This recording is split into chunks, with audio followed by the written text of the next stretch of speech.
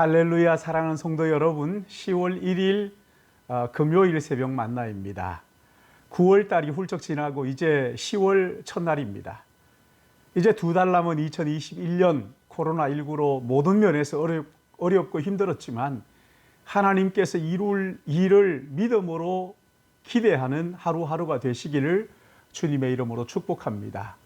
오늘 본문은 사도행전 25장 1절에서 12절의 말씀인데, 총독 벨리스가 이제 물러가고 베스도가 유대 총독으로 부임을 합니다. 베스도 총독이 예루살렘에 올라갔을 때 유대인들이 바울을 고소하자 유대인들과 함께 가이사랴로 가서 바울을 신문하는 내용이 오늘 본문의 말씀입니다. 베스도가 부임한 지 3일 후에 가이사랴에서 예루살렘으로 올라가니 대제사장들과 유대인 중 높은 사람들이 바울을 고소할세 베스도의 호의로 바울을 예루살렘으로 옮기기를 청하니 이는 길에 매복하였다가 그를 죽이고자 함이더라. 베스도가 대답하여 바울이 가이사랴에 구류된 것과 자기도 멀지 않아 떠나갈 것을 말하고 또 이르되 너희 중 유력한 자들은 나와 함께 내려가서 그 사람에게 만일 옳지 아니한 일이 있거든 고발하라 하니라. 베스도가 그들 가운데 8일 혹은 10일을 지낸 후 가이사랴로 내려가서 이튿날 재판 자리에 앉고 바울을 데려오라 명하니 그가 나오매 예루살렘에서 내려온 유대인들이 둘러서서 여러 가지 중대한 사건으로 고발하되 능히 증거를 대지 못한지라. 바울이 변명하여 이르되 유대인의 율법이나 성전이나 가이사에게나 내가 도무지 죄를 범하지 아니하였노라 하니 베스도가 유대인들의 마음을 얻고자 하여 바울들은 묻되 네가 예루살렘에 올라가서 이 사건에 대하여 내 앞에서 신문을 받으려느냐. 바울이 이르되 내가 가이사의 재판 자리 앞에 섰으니 마땅히 거기서 신문을 받을 것이라. 당신도 잘 아시는 바와 같이 내가 유대인들에게 불의를 행한 일이 없나이다. 만일 내가 불의를 행하여 무슨 죽을 죄를 지었으면 죽기를 사양하지 아니할 것이나 만일 이 사람들이 나를 고발하는 것이 다 사실이 아니면 아무도 나를 그들에게 내줄 수 없나이다. 내가 가이사께 상소하노라 한데 베스도가 배석자들과 상의하고 이르되 네가 가이사에게 상소하였으니 가이사에게 갈 것이라 하니라. 아멘. 여러분, 베스도는 정치인이죠. 그렇기 때문에 유대인들의 환심을 사기 위해서 할 수만 있으면 유대인들의 의견을 들어주려고 그렇게 합니다. 그러나 유대인들은 이 바울을 예루살렘으로 이송하는 그 계획 속에서 죽이려는 계획을 가지고 있었지요. 그러자 이 베스도가 그 계획을 중단시키고 그들과 함께 가이사랴로 가서 바울을 고발하라고 말합니다.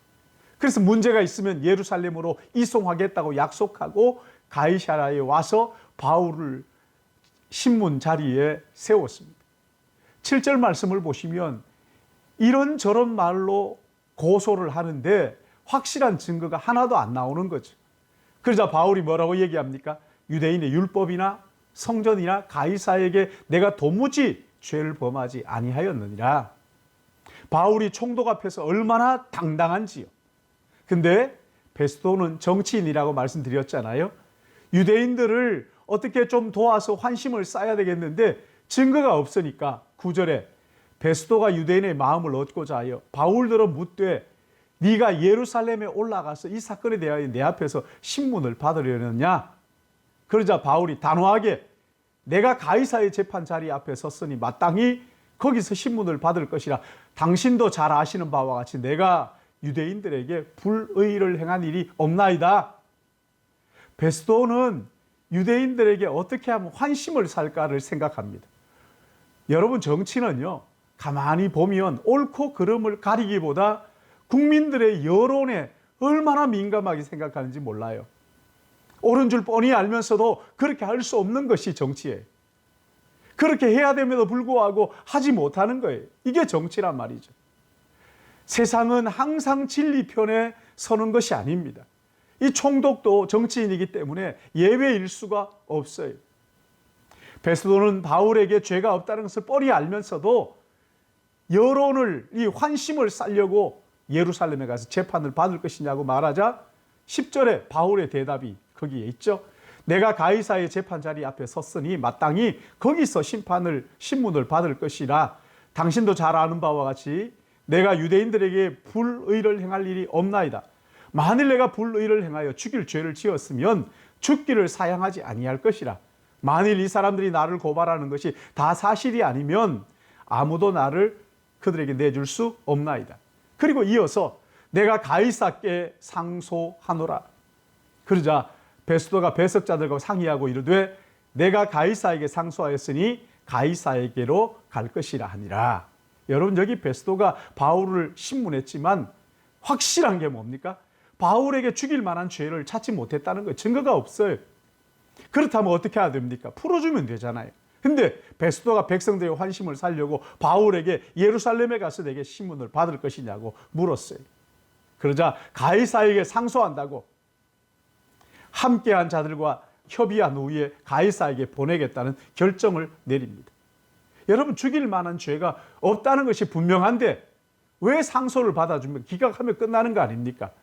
바울을 향한 이 하나님의 계획이 그 속에 담겨져 있기 때문에 이거는요, 베스도가 총독이라고 어떻게 할 수 있는 것이 아닙니다. 바울이 다메섹에 가는 길에 예수님을 만나잖아요. 그때 너무 밝은 빛 때문에 눈이 어두워집니다. 그래서 아나니아를 하나님께서 바울에게 보내면서 뭐라고 얘기합니까? 주께서 이르시되 가라, 이 사람은 내 이름을 이방인과 임금들과 이스라엘 자손들에게 전하기 위하여 택한 나의 그릇이라. 그가 내 이름을 위하여 얼마나 고난을 받아야 할 것을 내가 그에게 보이리라. 바울은 하나님이 택한 그릇인데 이방인들과 이스라엘 백성들과 임금들과 총독들에게 하나님의 복음을 전하라고 부르심을 받은 그릇이란 말이죠. 그리고 그가 얼마나 고난을 받아야 할 것을 그에게 보여주시겠다고 말씀하셨어요. 사랑하는 성도 여러분, 내가 내 인생의 주인이고 내가 내 인생을 지금까지 이끌어왔다고 우리가 생각을 하기 쉽지만, 그러나 우리의 인생은 그 배후에 하나님이 주인이시고 하나님께서 그 계획대로 나를 이끌고 계신다는 것을 믿으시기 바랍니다. 여러분, 내가 아무리 못나고 아무리 참 부족해도요, 하나님이 나를 붙드시고 이끌어 가신다는 것을 믿는 거죠. 예. 하나님이 내 주인이시란 말이죠. 세상이 아무리 험악해도요, 세상 따라 내가 가는 것이 아니라 하나님께서 나를 붙들고 나를 빚고 지금도 하나님의 작품으로 만들고 계시는 것을 믿으시기 바랍니다. 그리고 하루하루를 믿음으로 하나님이 어떤 일을 이루실 것인가를 기대하며 살아가는 것이 성도의 삶입니다. 내가 지금 이 자리에 서 있는 것 하나님의 은혜입니다. 그러기에 오늘 이 하루도 하나님의 선하신 뜻이 이루어지기를 기대하면서 믿음으로 하나님이 행하실 그 일을 기대하는, 그래서 오늘 하루도 가슴 뛰는 복된 날 되시기를 예수님의 이름으로 축복합니다. 기도하겠습니다. 사랑하시는 하나님 아버지, 오늘 우리의 삶이 얼마나 참 각박하고 어렵고 힘든 가운데 있는지요. 어떻게 생각하면 참 전에 없는 어려움 속에서 이러다가 내가 어떻게 될까 걱정되고 염려되지만, 그러나 아버지 하나님, 바울을 하나님의 뜻 가운데서 인도하시고 이끌어 가시고 하나님의 계획 속에서 그를 빚으시는 것처럼 오늘 우리의 삶을 하나님 붙드시고 하나님의 뜻대로 주의 작품으로 빚어 가시는 것을 믿습니다. 그러기에 하루하루 믿음으로 하나님께서 우리의 인생에 하실 일, 하나님께서 이 땅에 하실 일들을 기대하며 설레는 마음 가지고 믿음으로 살아가는 저희들에게 인도하여 주시옵소서.